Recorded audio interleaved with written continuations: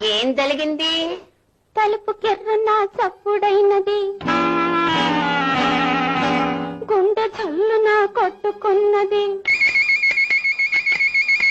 తలుపు కెర్రున చప్పుడైనది, గుండె చల్లున కొట్టుకున్నది. మెల్ల మెల్లగా కళ్ళు తెరచినే వచ్చినదెవరో చూశాను, వచ్చినదెవరో చూశాను. ఎవలాలు?